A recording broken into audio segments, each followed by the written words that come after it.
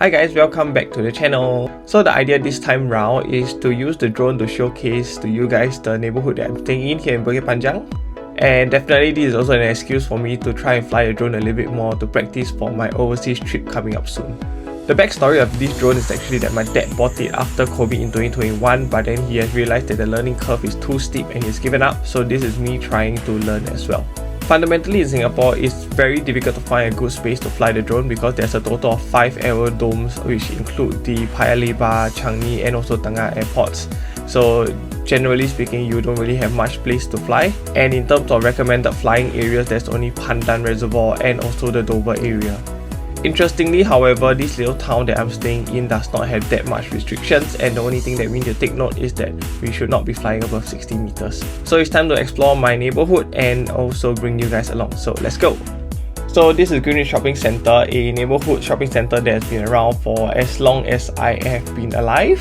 A lot of it has been changed since my younger days. We used to have much less food options, like we just had a kopitiam, a banquet and perhaps KFC. But ever since, a lot more options have been added on. Our supermarket has also changed from Shop and Save to Giant to currently FairPrice. This is also one of the premier places for events to take place here in Jelapang. The recent CNY celebrations and upcoming Hari Raya celebrations will definitely be held here. Certainly during the 7th month, Ke-Tai performances will also be held here. They're also building a small active aging center right next to the shopping center. I don't know when this will be completed, but generally speaking, I believe it's not anytime soon because they're still in the foundation process. Next up, this is my primary school, which all three of us attended, both my two older sisters and myself. Much of the school have not changed. The parade square which I used to be play catching at, the canteen next to it, or even the multi-purpose hall on the second level, all of which generally look the same.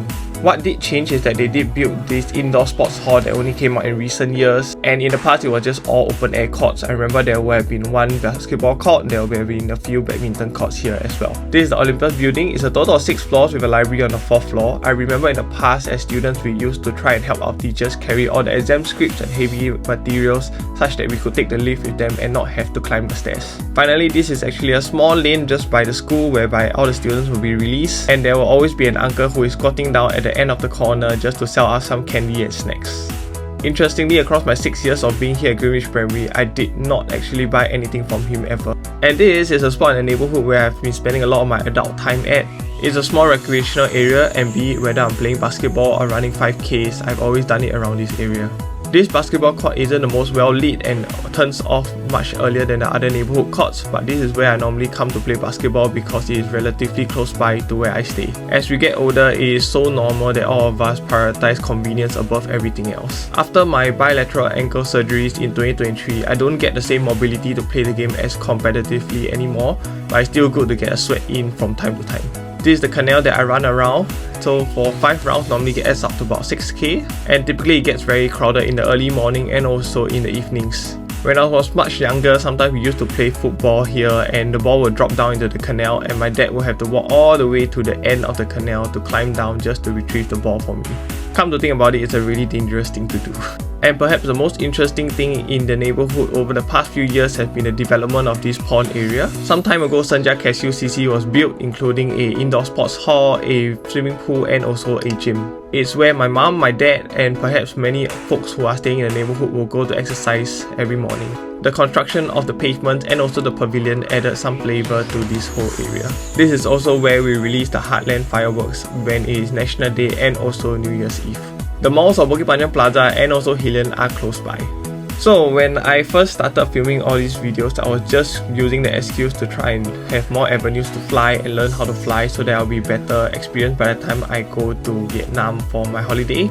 But arguably this series have actually made me a little bit more sentimental and appreciative of the town that I've grown up in. There's still plenty that I have not featured, like the new hawker centres and also the 2 malls, all of which definitely add flavour to this small little town. Within the next 6 months, I will definitely be moving out of my place here at home and moving to Tengah. So perhaps these videos will be good riddance and for me to reminisce on the days that I came to be. Once again, thank you for watching!